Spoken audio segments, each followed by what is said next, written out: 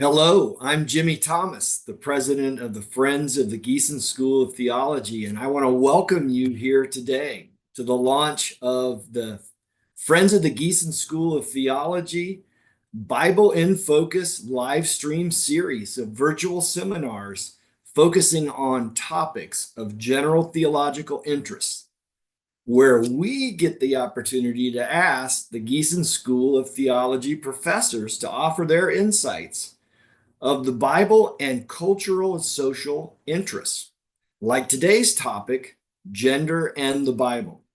So, what should you expect today?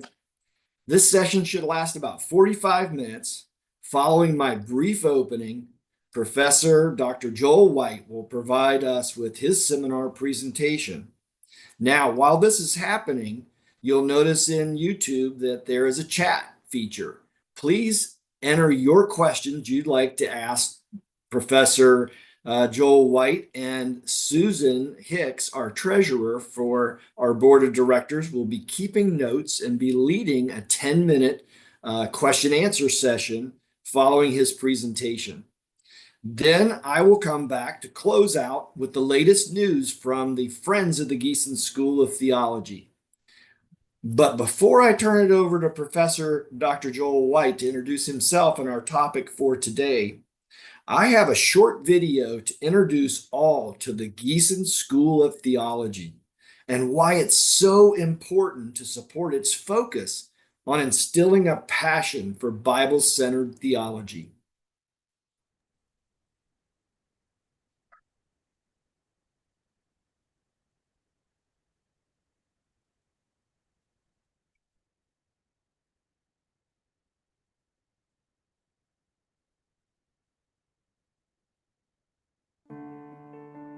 What is theology, really? Is theology an illusion or the truth? Is it obsolete or up to date?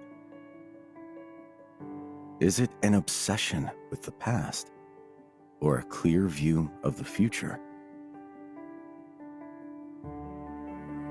Theology is a journey to oneself, one's very being.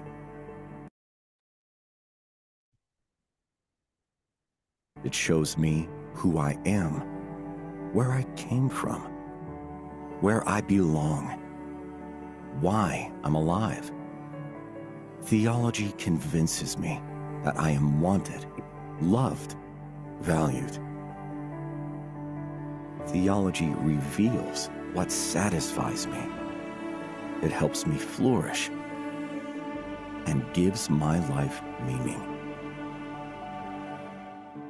Can I doubt what theology teaches? Or does theology overcome my doubts? Is theology an academic discipline or merely fanciful speculation? Is it boring or perhaps inspiring? Do we actually need theology? Theology is all about truth, values, clarity, but also about intimacy, relationships, depth, healing. Theology connects people and the pieces. Theology is like a compass. It points me in the right direction. It understands my doubts, my fears, my guilt, my tears. Theology asks the questions that no one else is asking.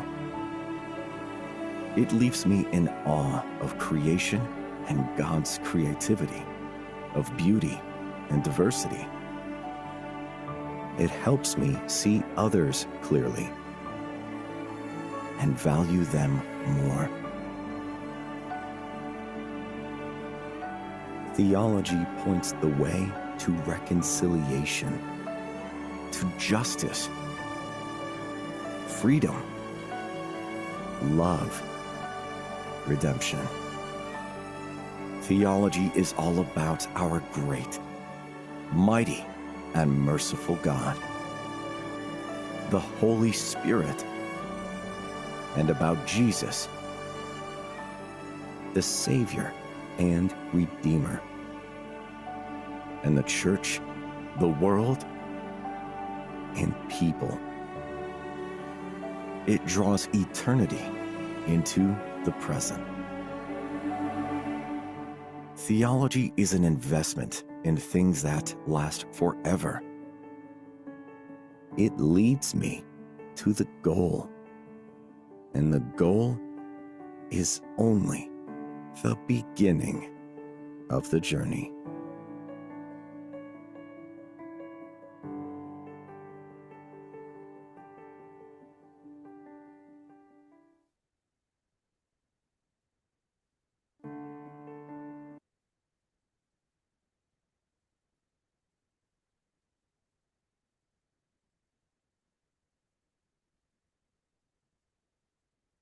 Hey, so happy to be here with you. And my name is Joel White, and I've been a professor here in Gießen at the Gießen School of Theology for quite a while, for over 20 years now, maybe 22, 23.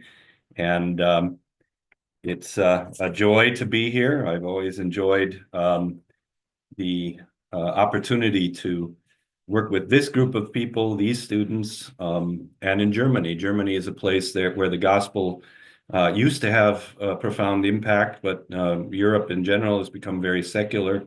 And this place, the birthplace of the Reformation, has become a place where we need the gospel preached once again. And so I've enjoyed the opportunity to impart my love of the Word of God with these students, and they are a great group of students. And now, before we hear more about that at the end, we're going to get into our lecture here. The whole idea is to give you just a glimpse of what we do, and give you insight into theology in a very practical way. And we are going to deal today with a topic that's very relevant in Europe and in America. I've been speaking on it in churches quite often lately, and so I thought I'd put it together for us to discuss. We'll get right into it and talk about sex and gender. And first of all, we need a few definitions so that we know what we're talking about. The first one would be what the definition of sex is, of biological sex. And I've characterized it this way.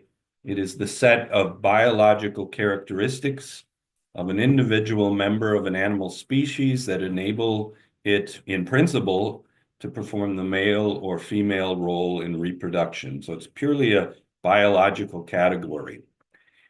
We also have the category of gender, and that refers to the socially conditioned roles that are impressed upon individuals and assumed by them as expressions of their sexual identity. So it's the way we interact with each other as human beings in sexed bodies, and the kind of roles we assume in our interactions in a particular culture. So those are our basic definitions. Perhaps just a few explanations about that. When we talk about sex, biological sex, we can say actually with certainty, although you wouldn't know that from the media, that from a biological point of view, there are only two sexes. All physiological or developmental processes can be accounted for on the basis of that assumption. We don't need any other sexual categories, and we can talk about everything we need to. This is even true for the few hermaphroditic animals like snails, for instance, that are dually sexed, but they have both male and female gametes. So even there, there's two categories. And in contrast to true intersex humans who have either male or this is in contrast to them, intersex humans, and we'll talk about that later.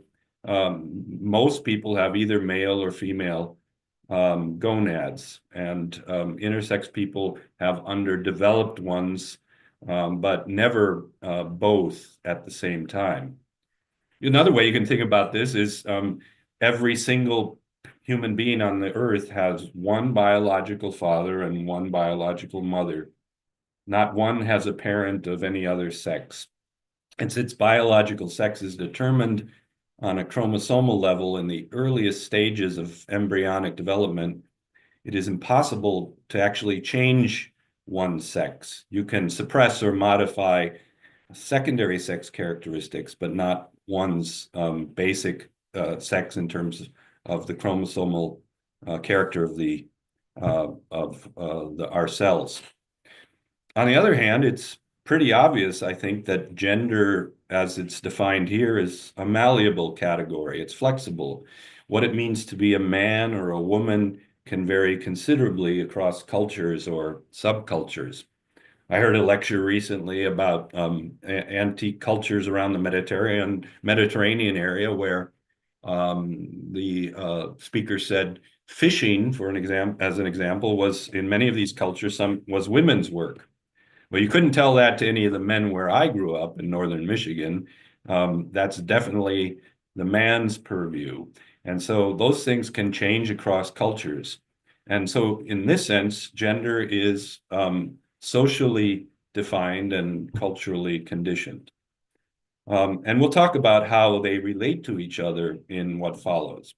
But let's look next at the view about sexual differentiation as we see it in the ancient world. First of all, we can say that in the ancient world, the worldview is geared toward overcoming sexual differentiation by moving in the direction of unity. If you look at the picture to the right, you'll see a statue of an intersexual person. The Greek word is hermaphroditos, so the hermaphrodite, with male genitals but female breasts. These statues were actually extremely common all over the ancient world. The Greeks were fascinated with this phenomenon. And that had to do with the idea that they were really geared toward overcoming sexual differentiation. According to the common idea in that time, sexual distinction was something negative that the cosmos would eventually overcome. There's a pantheistic element in the ancient worldview that everything strives to be one. And so this cosmos too would strive for unification and try to overcome these dualisms. And this entails a return to an ideal humanity that was understood to be hermaphroditic. Aristotle and Plato both had this idea. And in fact, in many assessments, it was the emergence of the feminine that was seen as a flaw in the system, a defect that had to be overcome among the Gnostics, for instance. So that's the ancient worldview. It's all geared toward overcoming sexual differentiation by moving in the direction of unity. In our age, the journey goes in the other direction. The postmodern worldview is geared toward overcoming sexual differentiation or the sexual binary by moving in the direction of diversity.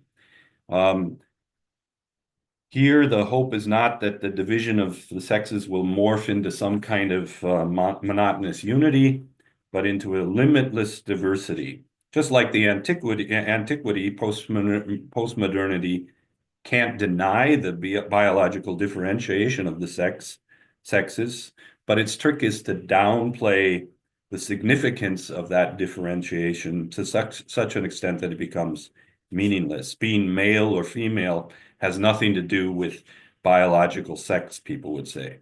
Gender is also not just a binary category.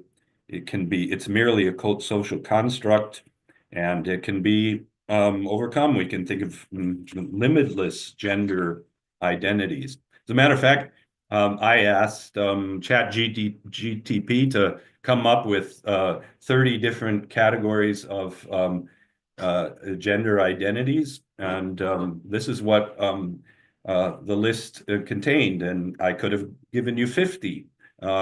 There's just a myriad of gender identities these days, and people kind of assessing themselves in very different ways than was even imaginable, say, 20 years ago. And you might wonder where this came from. And so I wanted to just real quickly ask, how did we get to this point in terms of the psychological, philosophical development in our culture? And this is very basic, and I'm sure the philosophers will be horrified with how general it is, but we don't have time to go into it real quickly. But Carl Trueman talks about the rise of the modern self, and the idea that the self in the modern age is very different from what it was in the past. People have always asked, what is man? But it wasn't so much focused on individual identity in the past. In the pre-modern era, identity was fixed, and it emerged as one discerned one's place in the community. That was what was foundational for your identity. And in modern times, identity has become fluid, and it emerges as you stake out your place over against your community. The self becomes buffered, as Charles Taylor said, the philosopher, so that we define our identity within ourselves and not so much within the community. And this causes a lot of tensions. I love this quote from N.T. Wright. He says, the great controlling myth of our time has been the belief that within each one of us, there is a real inner private self, long buried beneath layers of socialization and attempted cultural and religious control, and needing to be rediscovered if we are to live authentic lives. That's our controlling meta-narrative in the modern era. Or we could put it much more simply that with the rock group Queen, I want to break free. That's kind of the idea behind so much of our music and our culture. I want to be free of all the constraints of society around me. And the unique thing about the postmodern era, the twist in our day, is that determining your sexual identity has become the key to discovering your true self. It's so focused on finding out who I am sexually, as if that was, and they would say, the major part of our identity. So the whole focus has become on trying to figure out my unique sexual identity so that I can affirm my authentic self. That's, again, very quickly how we've gotten to this point. Maybe another way to look at it is to see how the gender paradigm developed over the last century or so. We could say that until the mid-20th century, sex and gender were considered to be essentially identical. There was just no reflection on the fact that these were two different things, or could be. If you were a man, you were expected to act like a man, whatever that meant in your culture. And since you weren't exposed to other cultures 100 years ago, not very much anyway, you didn't think much about the fact that in other places that could look somewhat different. So that was until the mid-20th century. And then we come to the middle of the 20th century, and we can say that here the idea is that gender is purely a social construct. This is associated especially with Simone de Beauvoir, who said one is not born, but rather one becomes a woman, in her book, The Second Sex. In other words, She doesn't contest the reality of biological sex, but she sought to distinguish it from gender by means of which a biological sex takes on its cultural meaning. And just say in the late 20th century and moving into our century, another shift has taken place where especially the philosopher Judith Butler has been very vocal and influential in saying sex itself is a social construct. She says sex has always been about a construct. And what I think she means is she can't deny the differentiation of male and female bodies, but she is convinced that cultural assumptions, as she would say, determine our conception of biological sex as the origin of gender. In other words, we project gender onto biological sex, which really has no inherent meaning or significance. That's all what we determine it to be. So that's kind of where we are today. And I want to, in contrast to that, look at the biblical worldview. And when we do that, we see that according to the biblical worldview, the sexual differentiation among human beings reflects the unity and diversity that actually characterizes God himself. We read there, God created man in Genesis in his image. In the image of God, he created them. Male and female, he created them. As we saw, antiquity and postmodernism abhor the division of humanity into two sexes, but the Bible sees it as very good. Like everything else, it is a good gift from the Creator, and it should be the source of happiness and of a society that works well. The Creator gives us these bodies, sex bodies, and this is the source of their meaning. They're not meaningless, as Butler would think, but because the Creator has decided on this, our sex bodies really do have meaning.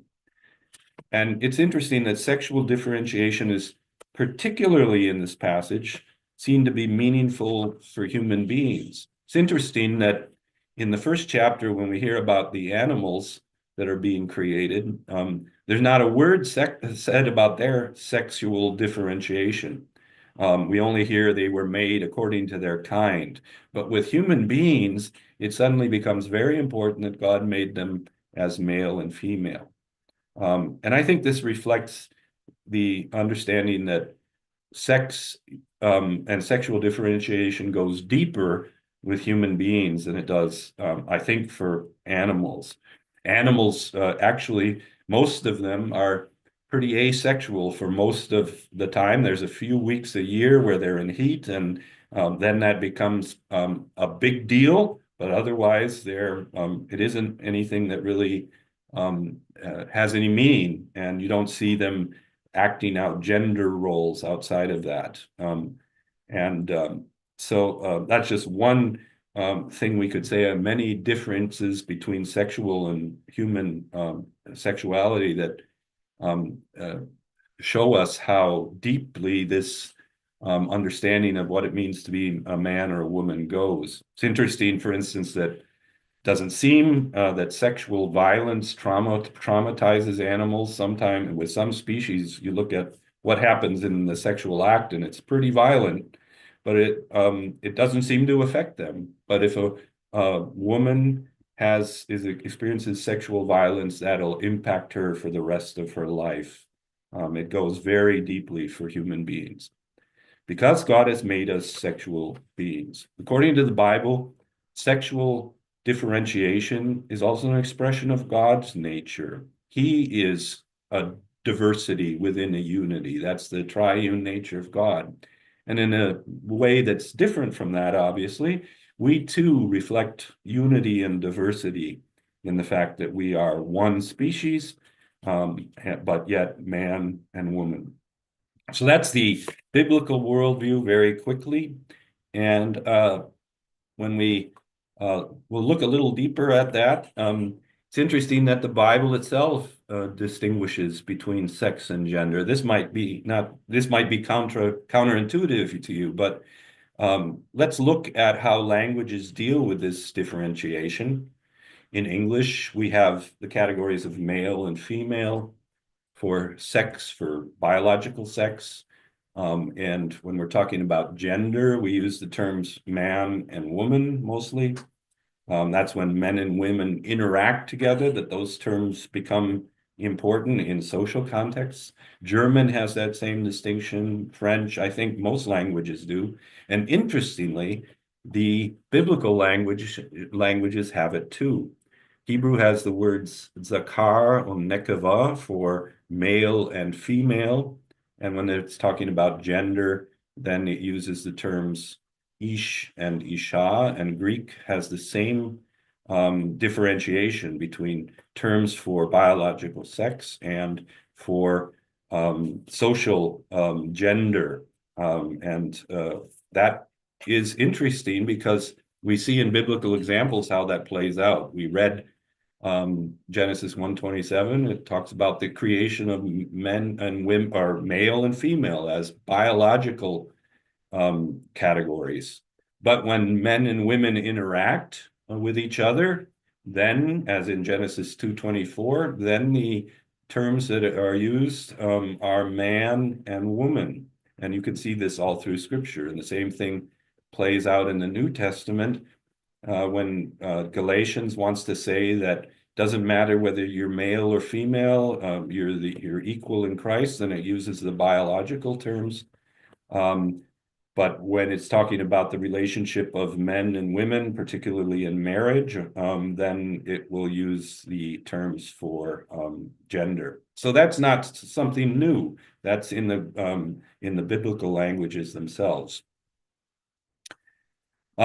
We can go on to say, however, that although these are separate categories, the Bible correlates sex with gender. They can be distinguished, but they belong together. The logic of the creation story is clear. And again, these passages make it clear. Male and female are designed to relate to each other as man and women, men and women, or man and woman, so that it isn't incidental or coincidental to the way they relate to each other. The two belong together. It's interesting that the Bible actually gives us surprisingly little in the way of directions about how this should look. In our age, everybody gets very agitated, perhaps even about passages like Ephesians 5, where we're told about the men should love their wives and the women should submit to their husbands. But when you look at it, Paul doesn't give any long list of roles about how that should be worked out. There's actually a lot of freedom there to decide how that should look within a particular culture. And I find that very fascinating and actually very freeing. So let's talk about, as we come to a close with this brief lecture, what I would call a common sense approach to the relationship between sex and gender. Again, they are not the same thing, and I don't think that the Bible teaches that they are precisely the same thing, but they should be closely correlated. They belong together.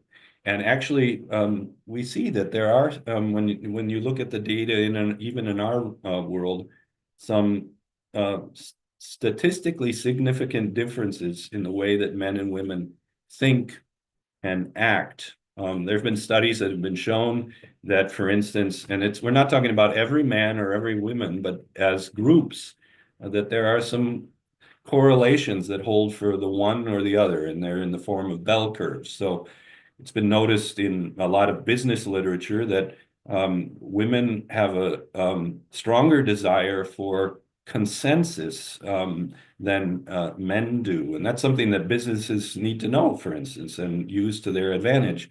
And again, not every man is in that category, but when you take the groups as a whole, you see some significant differences. Or a very interesting phenomena that's been studied in recent years is the gender equality paradox. And what they found, actually, when they have been looking at gender equality in Scandinavia, and there have been quite a few studies on this, that in Scandinavia, there's the least restriction with regard to gender roles, and comparing that to countries in Asia where they are the most restrictive, and they're finding the more freedom women have to choose their profession, the more they actually gravitate to relational professions.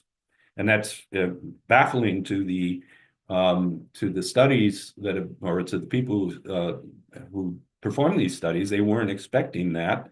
But what they found is that there is actually that correlation, that women do, in fact, gravitate toward relational roles and men more to technical roles. Again, not every man or woman, we're not saying that, but as groups, you can see that.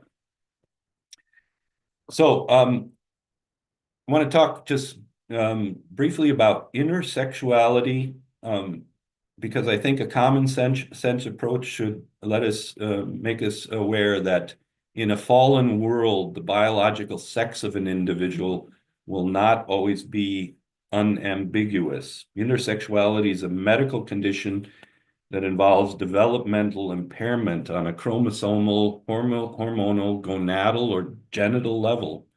In other words, something goes wrong during the embryonic or fetal development. And although good statistics are hard to come by, some degree of intersexuality occurs in, at most, 0.05% of births. There's an earlier study that's off-quoted, putting it at 1.7%, but that's been discredited. Intersexuality is not evidence that sexuality is binary, since it results from deviation in normal sexual development, and actually can only be explained on the assumption of the sexual binary. But it's a phenomenon that's out there, and we need to take it into account. Then of course, there's transsexuality, and I would say in a fallen world, we can expect that some individual's sense of their proper gender will not align with their biological sex. This is the challenge of so-called gender dysphoria. It describes the discrepancy that a person feels between his or her biological sex and his or her sense of self as being trapped in the wrong body. Until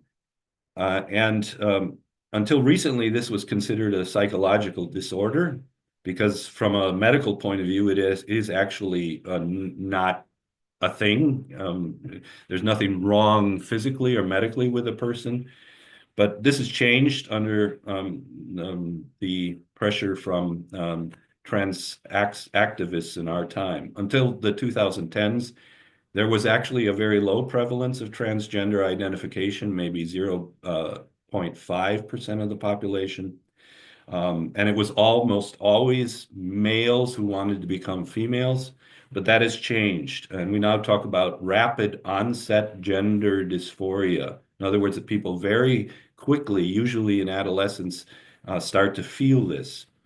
And it certainly doubled the rates, tripled, maybe even quadrupled the rates of people who feel that. And it's become a phenomenon more of adolescent females wanting to become males, which is interesting. There's something going on there that has a lot to do with our culture and not just our bodies. So finally, I just want to ask, how do we deal with these questions in our churches and in our groups? What do we do? What do we say? How should we view transsexuality or intersexuality? First of all, let's start with intersexuality. It should be treated as a medical condition, and that involves determining, if possible, which sex is more prevalent, and prescribing treatment and therapy accordingly, with the parents and ideally the child helping to make those decisions. And the role of the church can only be here to be supportive and compassionate. I think transsexuality demands a more nuanced response. Certainly, we must treat transsexual individuals with love and respect. And this isn't optional. It is, I'm sure, terrible to have that feeling that you're trapped in the wrong body. And so people who feel this way deserve our empathy and compassion. There is, however, here clearly an ideological aspect at play with a whole group of people who want to change our culture and have pushed the idea that every person has the right to determine their own gender. And this determination must be affirmed by everyone in the culture. And this is just not in line with the Bible's teaching and also with the principles of a liberal society, liberal in the classical sense. In other words, that we can have our own convictions and we need to respect the convictions of others, but we can't make people affirm us in everything that we want to believe about ourselves. I think this trans ideology is anti-human because it makes human identity almost entirely a function of sexual identity, and it's insidiously anti-materialistic and dualistic. The body becomes a mere appendage of the true person, who is identified solely with the subjective feelings of the soul. The body provides, no, according to this view, no information about your identity. It's simply an appendage. And this view of an kind of the soul is where the person exists and the body is just an appendage, has always caused problems in the church when it's come up. So this is just an overview of how we deal with these issues, and thank you for listening, and I'll turn it over to Susan for questions and answers. Thank you, Joel. That was very informative and very helpful. Right now, we are not receiving any questions on the YouTube channel.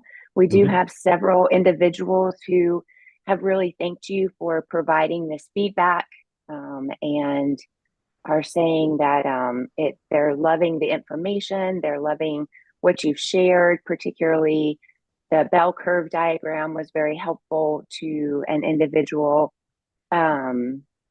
We had somebody mention when you were talking about the creation and in Genesis that that perhaps some individuals see sex as a construction, while God proclaims it as a creation, which was a beautiful way of saying this. Yes, I'll have to put that in my talk. That's good.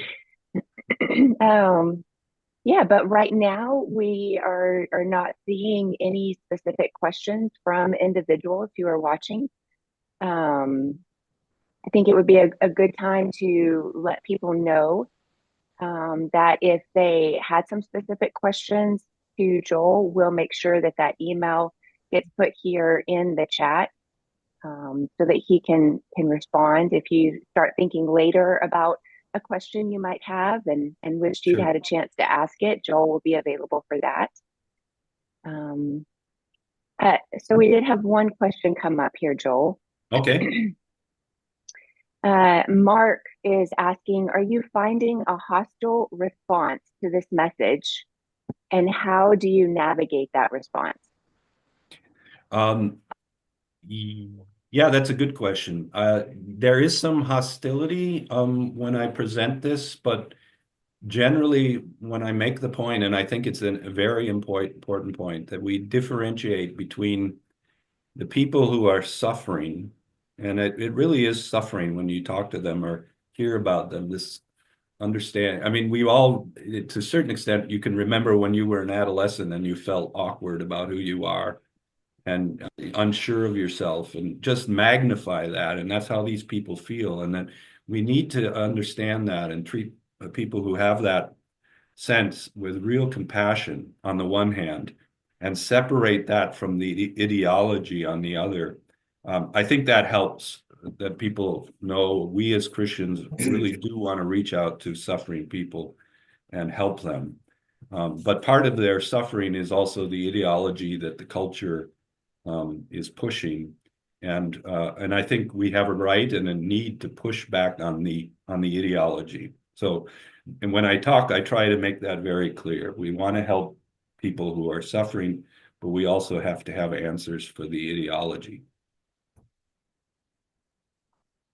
That's great, Joel. Thank you. While we wait to see if anybody else has additional questions, I wonder, just real briefly, Joel, if you're seeing a difference in this conversation between what's being discussed or concerned in Europe versus maybe right now in America. Yes, that's also a good question. And I think there are some differences. Actually, Europe has been pushing back harder. It's starting to happen a little bit in the US on the idea that adolescents should be allowed to have surgical modification of their bodies done with this rapid onset gender dysphoria. Some psychologists and psychiatrists over here are saying that's just, we have to wait. Adolescence is a period when people are confused anyway. So the idea that you would make those kind of decisions when they're, early teens or something, that is not something that you see over here as much. And it's also the whole ideology hasn't been till now pushed as strongly in the schools as it is in the US, but we're seeing more and more of that. That's great. Jimmy, I know we're getting close on our time here, but one more question came up that is really good that I think would be good for Joel to respond to. And Jason asked, when you see individuals those who are suffering and they're right, they're very obvious to you, but they're not willing to admit that they're suffering. Mm-hmm. How do you gently have that conversation with them? Oh, yeah, that's a very good question. I'm not sure I have a good answer, but I think what we have to do generally is just not overcome our fears that we perhaps have and our tendency to distance ourselves from people who are transsexual.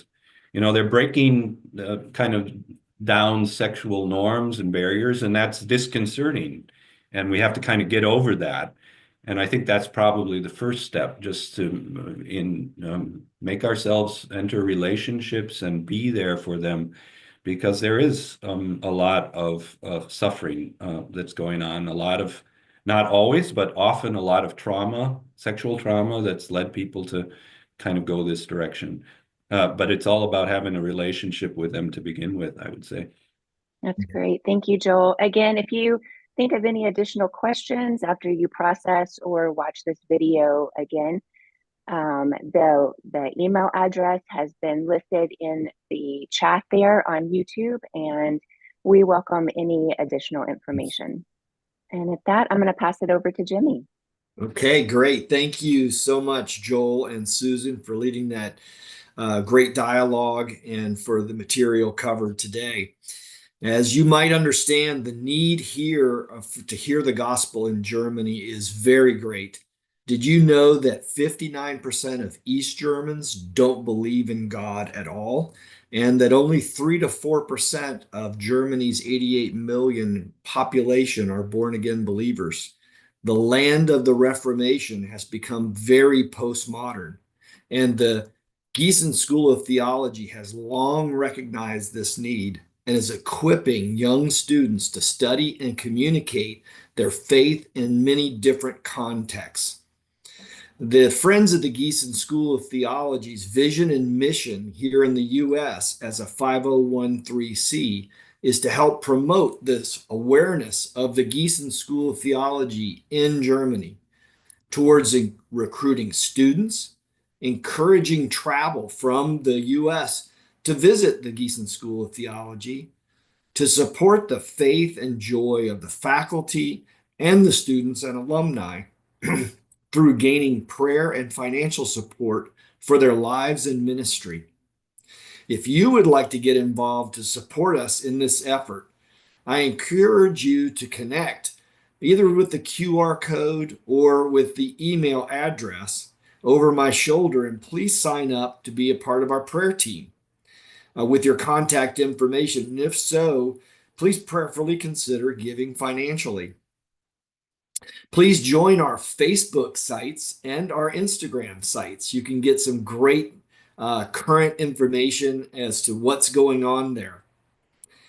And I have two exciting current new events to update everyone on. So the first, save the date. We're going back to Germany to the Gießen School of Theology for the New Reformation Tour of 2026. It's going to be June 19th through the 28th of next year. I will be leading my 19th mission trip to visit the Gießen School of Theology to get to know the students and the faculty. We're also going to be assisting one of their alumni, two of their alumni actually, with a church plant project. And we're going to learn about and visit German spiritual, historical, and cultural sites. This is an amazing country filled of beautiful people that have a lot to offer all of us in that perspective. And you'll want to make sure you don't miss that. If you're interested, please let us know in our contact with the QR list or again via email.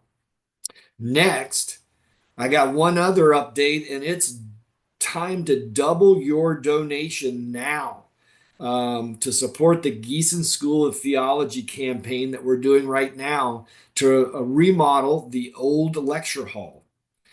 Praise the Lord. What a great problem to have. There's explosive growth, student growth at the campus of the Gießen School of Theology, and they're literally running out of space to be able to teach the passion of the gospel. So the Gießen School of Theology right now is engaging in a €50 or $60,000 remodel project to take an old lecture hall and bring it up to modern speed so that they can use it as the rest of their facility for a great teaching environment and experience. There have been generous Friends of the Gießen School of Theology donors that are currently creating a matching fund for the first $10,000 in donations that are going to be made between now and the end of July. That's right. Your gift of 50 becomes 100, 250, 500, or 1,000 becomes 2,000. So exciting. Please be a part of that. You can just scan the QR code over my shoulder on your phone and go to our website and participate. Please pray about joining this effort as we want to encourage the students and faculty and support this great growth. So in closing, everyone from the Friends of the Gießen School of Theology want to thank you for taking your time today out of your weekend to join us in this dialogue. We'd love to hear your feedback on what you thought about today, because this is something that we'd like to do in the future. And most importantly, what topics would you like to hear from the Gießen School of Theology professors that we could add for our next Bible in Focus? Finally, I'd like to remind all of us to remember Jesus's words to his disciples, which we all are now. The harvest is plentiful, but the workers are few. Ask again. I ask, our board asks, the students and faculty ask for you to prayerfully consider joining the Friends of the Gießen School of Theology in prayer and financial support so that we can continue to spread the gospel, the good news of Jesus Christ in Germany, in Europe, and to the ends of the earth. Thank you again so much. Many blessings. Have a great weekend.